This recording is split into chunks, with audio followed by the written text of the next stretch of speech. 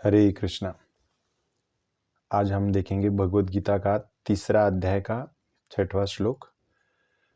कर्मेंद्रियाणि संयम्य य आस्ते मनसा स्मरन् इंद्रियार्थान् विमूढ़ात्मा मिथ्याचार स उच्यते।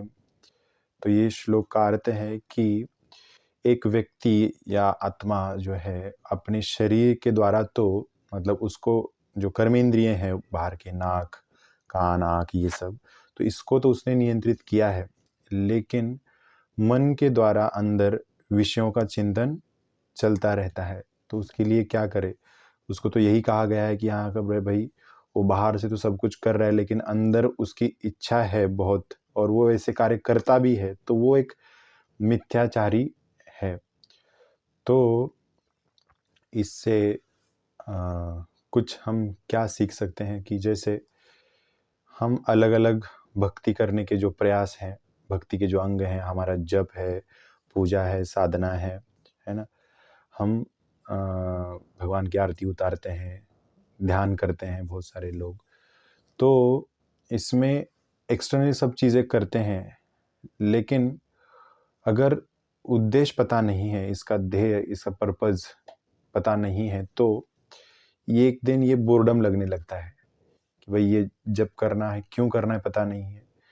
तो और उससे क्या होता है कि वो आदमी करता तो रहता है और अलग अलग प्रकार लेकर आता है, पूजा के विधि के अलग अलग प्रकार लोगों को बहकाने के लिए अलग अलग प्रकार लेकर आता है, अपने मन से कुछ निकालता है और एक्सटर्नली बहुत कुछ दिखावे के लिए बहुत कुछ करता है और वो ढोंगी बनता है। तो इसके लिए करना क्या है कि जो इसका उद्देश्य है उसको हमारे हृदय में हमको वापस से पुनः भरना है। उद्देश्य क्या है हमारे जप करने का, पूजा करने का?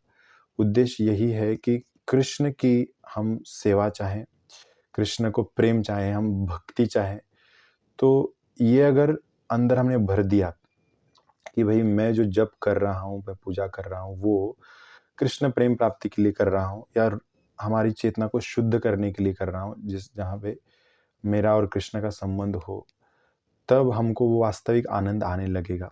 और मतलब बाहर से तो हम कर रहे हैं लेकिन अंदर ही क्लैरिटी नहीं है, तो इसमें क्या होता है कि ये बोर्डम लगने लगेगा और ये डिफ़िकल्ट लगने लगेगा।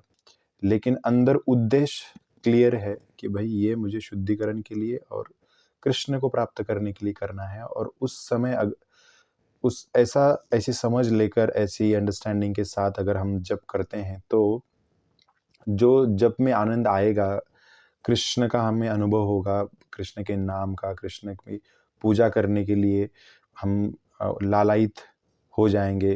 तो ऐसा आनंद जब आएगा हमको, तो वो जो समय है, मतलब एक बार जब अनुभव होगा जप करने पर कि हम कृष्ण के साथ हैं, कृष्ण हमारे साथ है, उनके कृष्ण के प्रेजेंस का, कृष्ण के उपस्थिति का जब हमें अनुभव होगा, तो जप करना, पूजा करना, ध्यान करना, ये हमारे दिन का सबसे महत्वपूर्ण कार्य होगा, सबसे पहला कार्य। हम सोचते रहेंगे कि भाई कब वो समय आएगा, कल फिर मैं फिर से जप करने के लिए बैठूं, फिर से साधना करने के लिए बैठूं।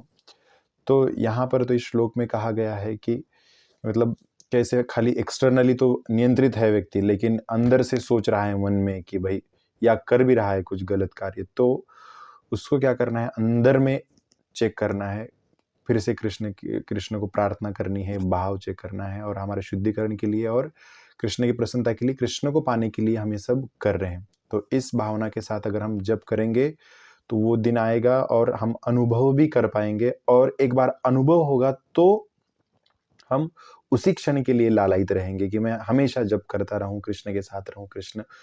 तो ये जो विधियां दी गई है, अलग अलग विधियां, तो ये एक अपॉर्चुनिटी है कि हमको कृष्ण के साथ रहने की है, कृष्ण के साथ, भगवान के साथ रहने की, उनके सानिध्य में रहने की ये अपॉर्चुनिटीज हैं। पूजा करना, उनको फूल चढ़ाना, अलग अलग विधियां दी गई हैं, तो जप करना, ध्यान करना, तो इसमें आनंद आने लगेगा।